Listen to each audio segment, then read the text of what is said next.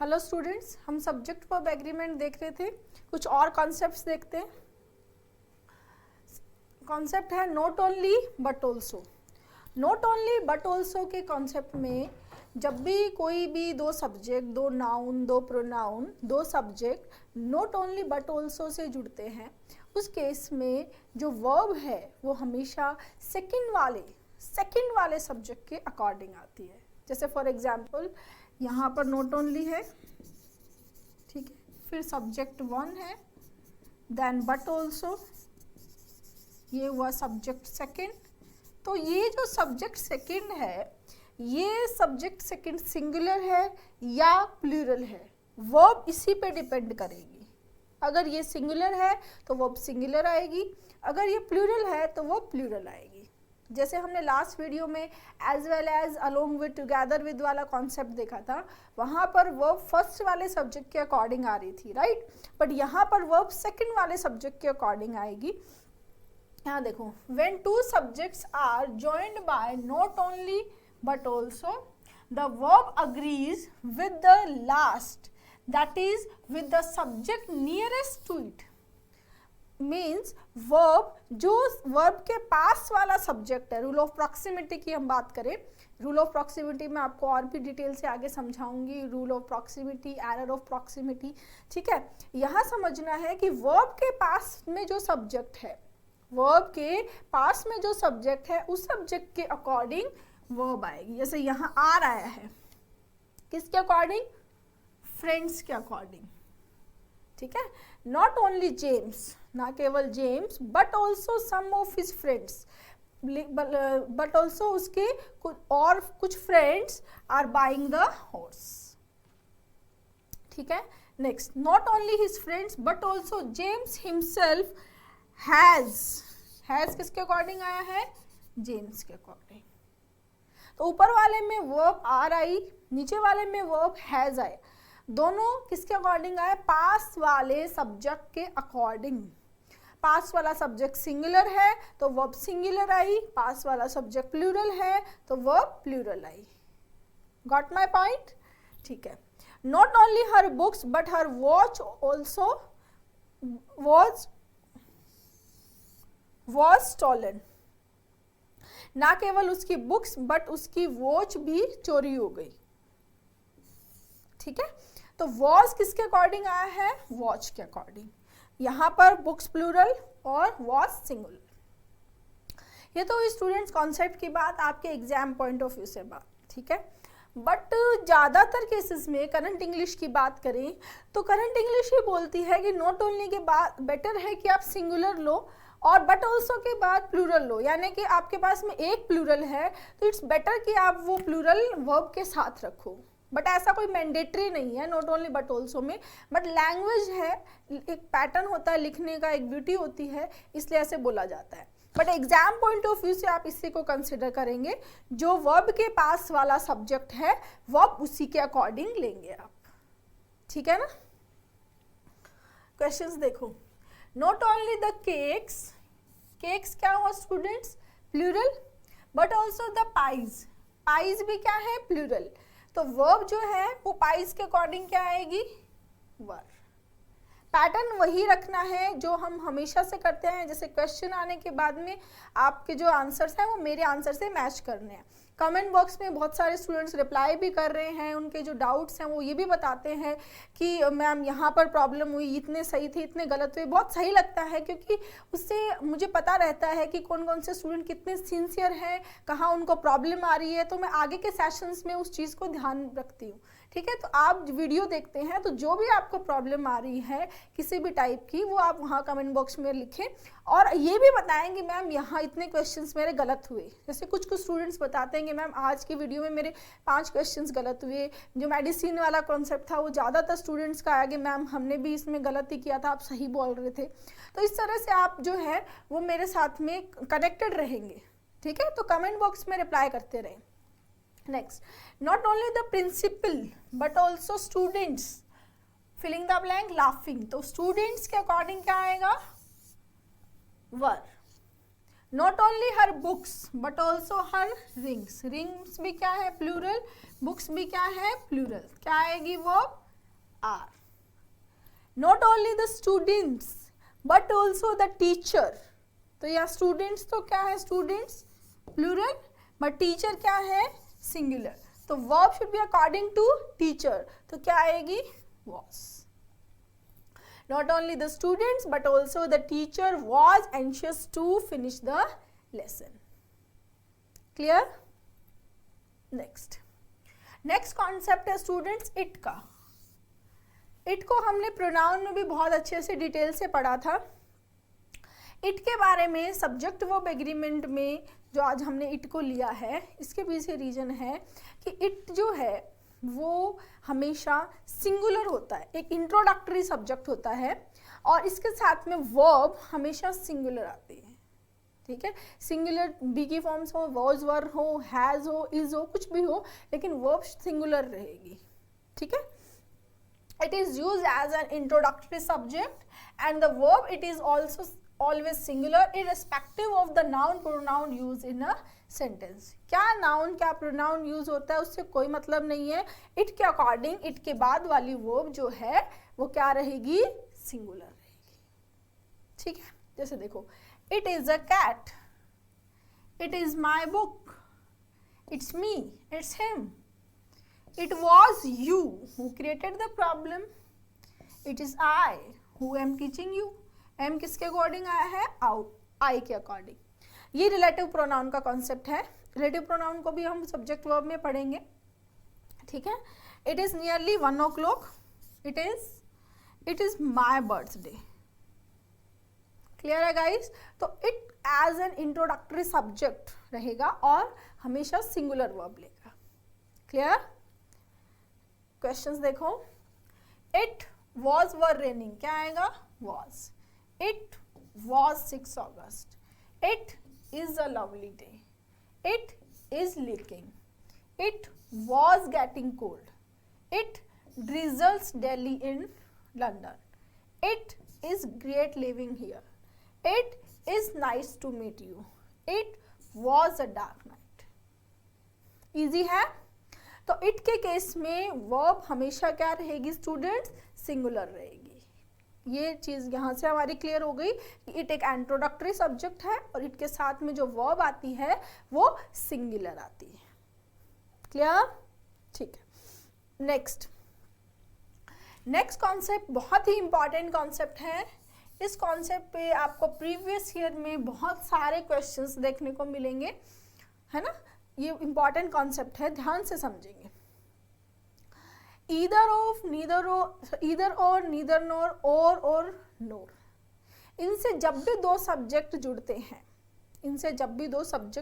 हैं तो जो फर्स्ट, अगर दोनों सब्जेक्ट सिंगुलर है, ध्यान देंगे, either प्लस सिंगुलर सब्जेक्ट और प्लस सिंगुलर. अगर दोनों सिंगुलर, अगर बोथ आर सिंगुलर, ठीक है, अगर दोनों सिंगुलर है तो आगे आने वाली वर्ब भी सिंगुलर हो जाती है.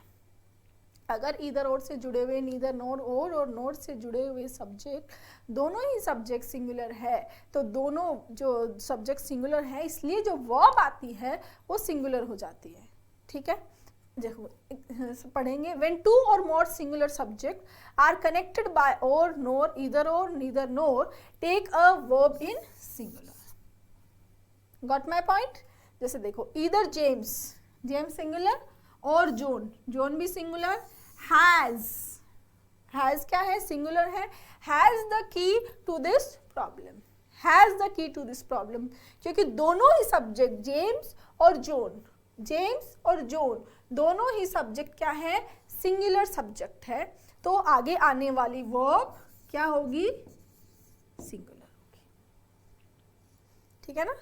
नीदर जेनिया नोर नादिया, ना ही जेनिया ना ही Nadia is ready yet. Is आया क्योंकि दोनों सब्जेक्ट क्या है, सिंगुलर है, दोनों प्रॉपर नाउन है, दोनों जो सिंगुलर है तो वर्ब क्या आई, सिंगुलर. ये कॉन्सेप्ट हुआ कि ईदर और, नीदर नोर और नोर से जब भी सिंगुलर सब्जेक्ट्स जुड़ते हैं तो वर्ब सिंगुलर आती है. Next, if the subjects are both plural, अगर दोनों सब्जेक्ट अगर इधर और नीदर नोर और नोट से जुड़े हुए दोनों ही सब्जेक्ट प्लूरल हो, दोनों ही सब्जेक्ट क्या हो, प्लूरल हो, उस केस में वर्ब क्या होगी स्टूडेंट, प्लूरल आएगी, क्योंकि ये सब्जेक्ट भी प्लूरल है और ये सब्जेक्ट भी प्लूरल है, दोनों ही प्लूरल है, तो कोई डाउट ही नहीं है, verb should be plural. If the subjects are both plural and are connected by the words or, nor, either or and neither nor, the verb is plural. कोई कंफ्यूजन नहीं, दोनों सिंगुलर थे तो सिंगुलर वर्ब आई, दोनों plural हैं तो plural verb आई. ठीक है. ईदर टीचर्स और पेरेंट्स आर टू ब्लेम, तो ये पेरेंट्स भी प्लूरल, टीचर्स भी प्लूरल, क्या वर्ब आई, are. Neither man nor women like, like is a verb first, verb first या वर्ब बेस फॉर्म बोलते हैं हम इसको, वर्ब की बेस फॉर्म है. और ये बेस फॉर्म कब आती है, जब सब्जेक्ट क्या होता है, प्लूरल होता है. अगर सिंगुलर होता है तो क्या आता है, लाइक्स, है ना, प्लूरल. कई बार स्टूडेंट्स को कंफ्यूजन हो जाता है यहाँ. तो ये वर्ब की जो बेस फॉर्म है, ये वर्ब फर्स्ट किसके अकॉर्डिंग आ रही है, प्लूरल सब्जेक्ट के अकॉर्डिंग. क्लियर है गाइस. तो singular singular, singular verb, plural plural, plural verb. Next concept देखते हैं. बहुत ही इंपॉर्टेंट कॉन्सेप्ट है ये, आपको बहुत जगह इसके अलग अलग नोट्स मिलेंगे, अलग अलग बुक्स में अलग अलग तरीके से दिया हुआ है, लेकिन मैंने इसको बहुत रिसर्च किया है, डीप में इसको पढ़ा है, तब मैं इस नतीजे पे पहुंची हूँ और ये मैं आपको बताना चाहती हूँ. देखो, अगर एक सब्जेक्ट प्लूरल है, अगर सब्जेक्ट, एक सब्जेक्ट प्लूरल है और एक सब्जेक्ट सिंगुलर है, एक सब्जेक्ट प्लूरल है और एक सब्जेक्ट सिंगुलर है, ठीक है, तो बहुत सारी बुक्स में आपको ऐसा मिलेगा कि बाद वाला, जो हमने नॉट ओनली बट ऑल्सो में किया, जो बाद वाला सब्जेक्ट है वर्ब उसके अकॉर्डिंग आएगी, ये आपको मिलेगा हर जगह. ठीक है, लेकिन ये सही नहीं है. ठीक है, अगर हम स्टैंडर्ड इंग्लिश को फॉलो करें तो ये सही नहीं है स्टूडेंट. सही ये है कि अगर आपके पास में एक सब्जेक्ट सिंगुलर है और एक सब्जेक्ट प्लूरल है, ठीक है, तो आपको प्लूरल वाले सब्जेक्ट को बाद में ही रखना है. यहाँ प्लूरल, अगर हम ऐसा करते हैं, इधर के बाद प्लूरल और के बाद में सिंगुलर, और अगर हम सिंगुलर वर्ब लेते हैं तो ये कंस्ट्रक्शन सही नहीं है. कंस्ट्रक्शन सही क्या है कि अगर आपके पास में दोनों अलग अलग हैं, सिंगल नंबर में एक सिंगुलर है एक प्लूरल है, तो आपको सिंगुलर सब्जेक्ट को पहले लेना है और प्लूरल सब्जेक्ट को बाद में लेना है, और वर्ब जो है वो प्लूरल के अकॉर्डिंग क्या आएगी, प्लूरल ही आएगी. Got my point. बहुत सारी बुक्स में आपको ऐसा मिलेगा कि सेकंड सिंगुलर हो सकता है, पहला प्लूरल हो सकता है, बट ये सही नहीं है स्टूडेंट. मैं आपको चीज क्लियर कर देती हूँ बहुत अच्छे से. नॉट ओनली बट ऑल्सो में एक्सेप्टेबल है, ठीक है, बट ईदर और नीदर नोर और नोर में नहीं है.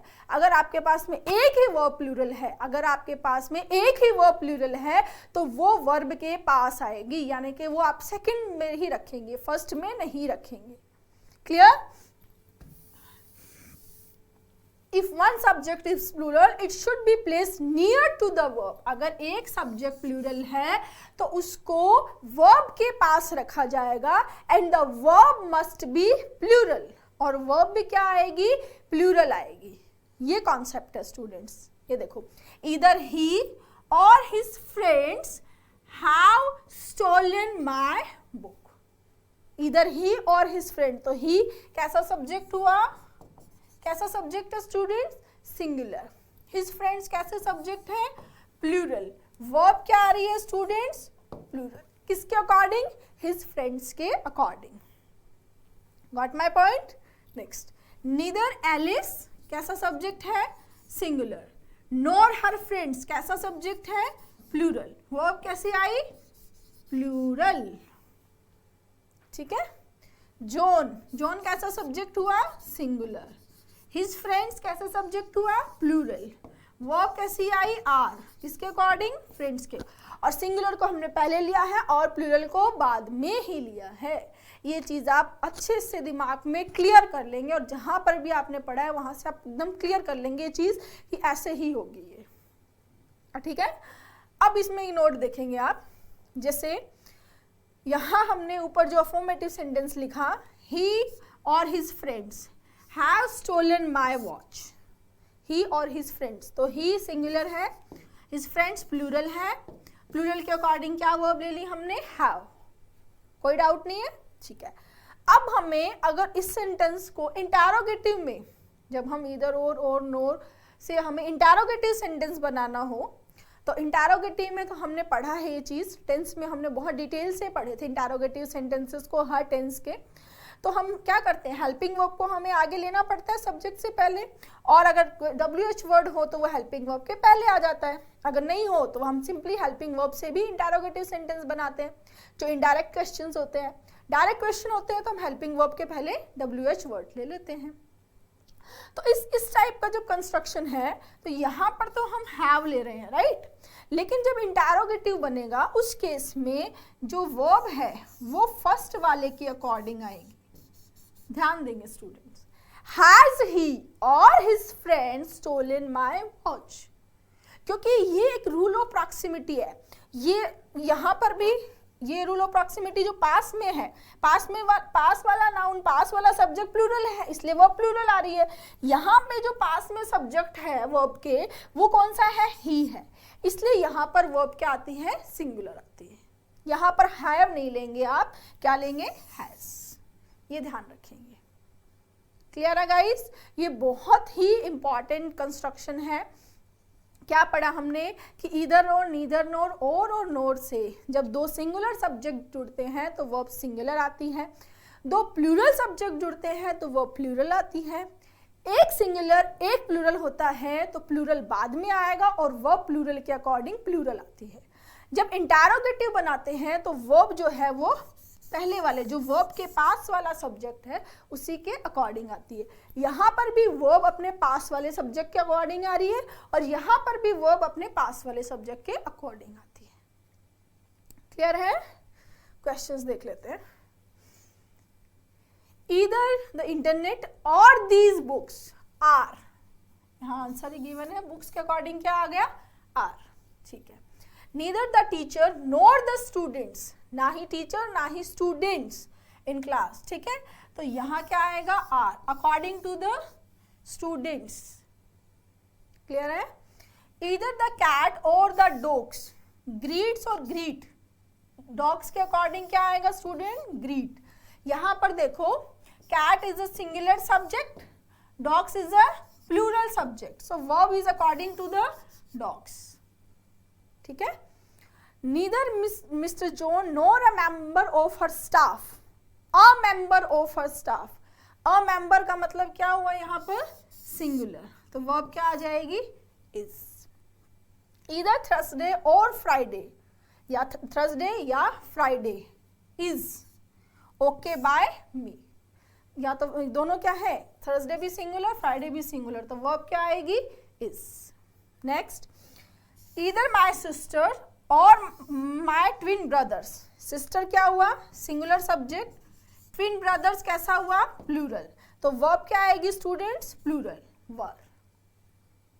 क्लियर है? समझ में आया? आज जो हमने कॉन्सेप्ट किए बहुत इंपॉर्टेंट कॉन्सेप्ट थे, एक बार इनको रिवाइज कर लेते हैं स्टूडेंट्स।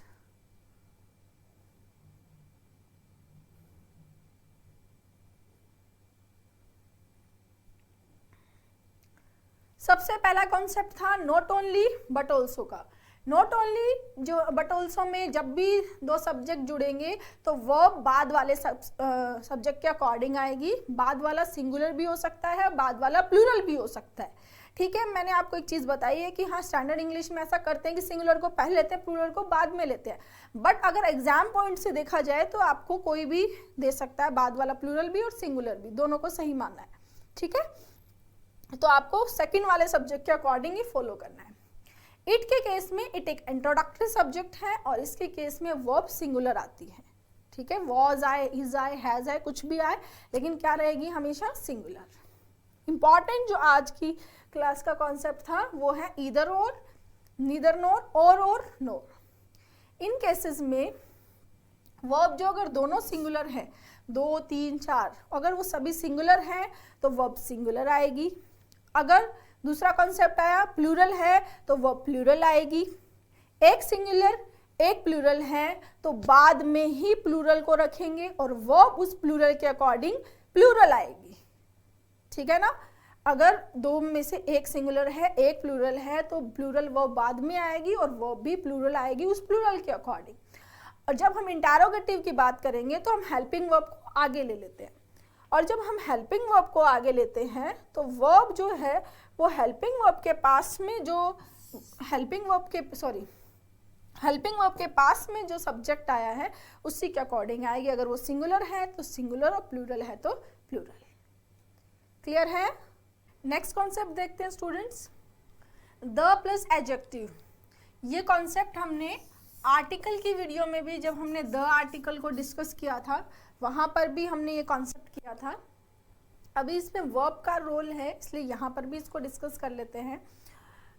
जब भी एडजेक्टिव को, when adjective are used as a subject, जब एडजेक्टिव सब्जेक्ट बनते हैं किसी सेंटेंस का, of a sentence and preceded by article the, और द आर्टिकल को फॉलो करते हैं, the plural verb is used, उस केस में प्लूरल वर्ब यूज करते हैं, ठीक है। यानी कि सिंपली जो आपको हेडिंग में दिख रहा है द प्लस एडजेक्टिव, इसके बाद वाली वर्ब क्या होगी, प्लूरल वर्ब आएगी, ठीक है ना। जैसे द ओल्ड, ओल्ड क्या है, एडजेक्टिव है, राइट। द ओल्ड का मतलब क्या हुआ, द ओल्ड का मतलब वही है ओल्ड पीपल, हम द ओल्ड बोले या द ओल्ड पीपल यानी बूढ़े लोग। तो बूढ़े लोगों के लिए पीपल ऐड करने की जरूरत नहीं है यहाँ। अगर हम सिंपली द ओल्ड बोल रहे हैं तो ये अपने आप में ही ओल्ड पीपल को डिनोट कर रहा है। द ओल्ड मीन बूढ़े लोग, ठीक है।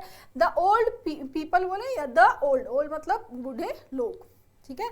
द रिच मतलब धनवान लोग, द पुअर गरीब लोग, द ब्लाइंड अंधे लोग। क्लियर है।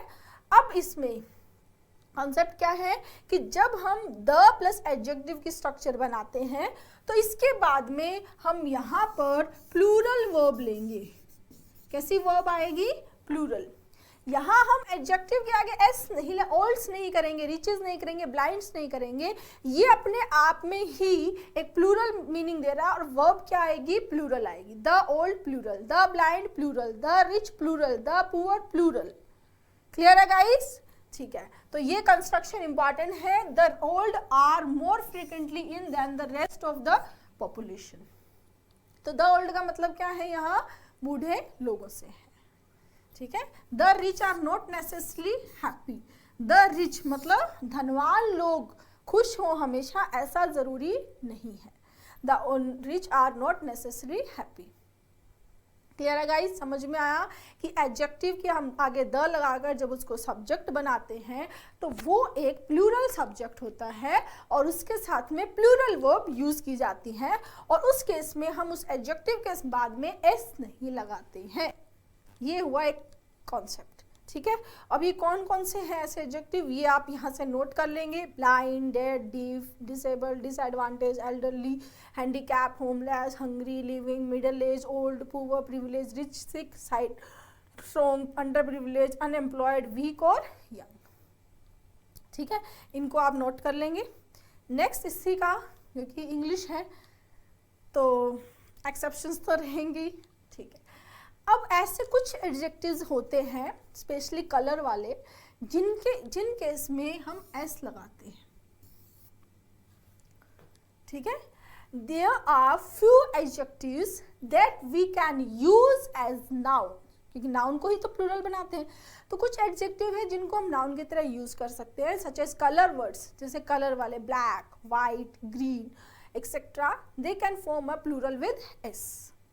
जैसे द ब्लैक्स, तो मैम द ब्लैक्स क्या हुआ, द ब्लैक्स हुआ स्टूडेंट काले लोग। अगर हमें काले लोगों की बात करनी है तो हम क्या बोलेंगे, द ब्लैक्स।